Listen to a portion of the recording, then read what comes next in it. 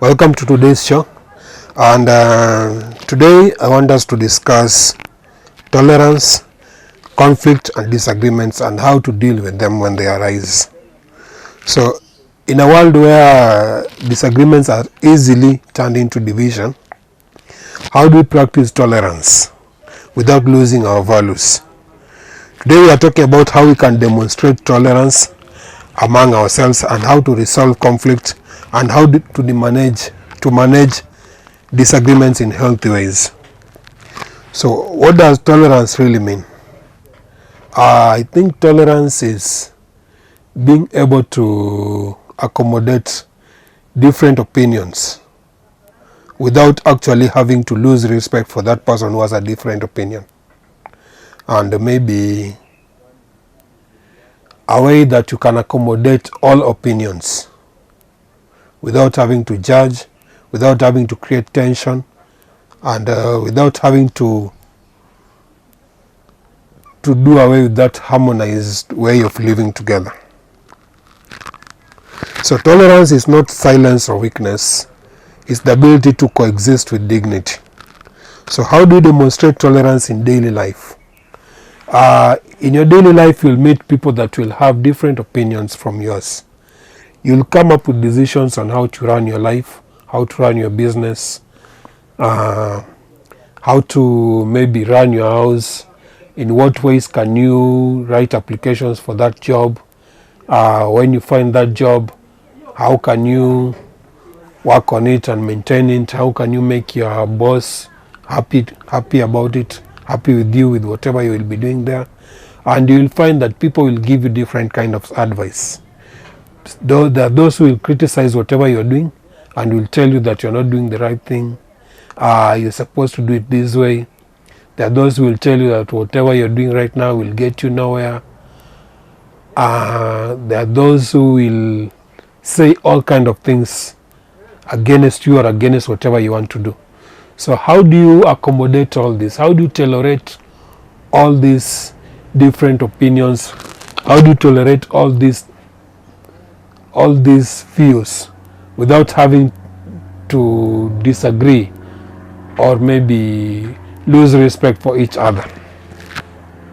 So that's the question that we have in our families, in our workplaces, social media spaces where we share our views, maybe politically, religiously and all that. How do we make sure that we maintain that respect irrespective of the opinions that we share or that we have? There are different examples that you can explore, like listening without interrupting someone, avoiding to label people all maybe stereotypes and all that, giving people room to explain themselves. Someone might have an opinion that is different from yours, but you can deal with that by allowing them to speak up. Let them say what is in their mind. Let them say whatever they think, and let's see if those whatever they say lines with your thoughts or whatever you're thinking. Why do disagreements often escalate into conflict? There are different kind of reasons that can escalate disagreement and lead them into conflicts. Maybe you can say ego, pride, and fear of fueling conflict, or all that. What role do politics, religion, culture, or class play in deepening division? Many conflicts are not about issues. They are about feeling unheard or disrespected. When you have a different opinion from someone, you are speaking, you have different views, maybe you are planning to do something and you have a way that you want to do it, and then maybe the other person thinks that whatever you're doing is not the right way to do this, and maybe that person is trying to give his view and you're blocking them, you're not listening to what they're saying. So that can bring conflict and escalate into violence. During the protest that we had, the violent protest that we have, young people felt that they were not being listened to by the government. So the government was not tolerant enough to accommodate different opinions from different people, and that it was escalated into violence, to violent protest and all that. There are conflict resolution tools that you can discuss, and that includes active listening, seeking common ground. You might have different opinion and I have different opinion, and where do we meet and where do we agree that this is what we should do?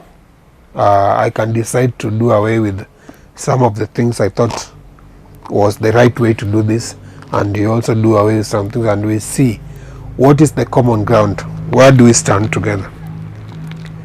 And there are those that say that we can agree to disagree respectfully. Let's agree to disagree, something like that, and maybe mediation and third party intervention in cases whereby there are sharp disagreements, like you are not agreeing at all and the disagreement is threatening to escalate into violence, and maybe we can have people to mediate, we can have third party interventions and all that, and maybe apology and accountability in case whereby you disagree with someone and then you realize that you are wrong about it. How do we manage disagreements without losing respect for one another? Because disagreements will always be there, people will always disagree. We can never agree on one thing, never.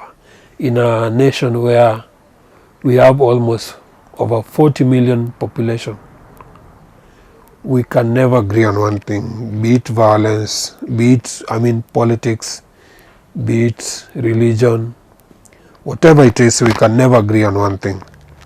So how do you manage disagreements without losing respect for one another?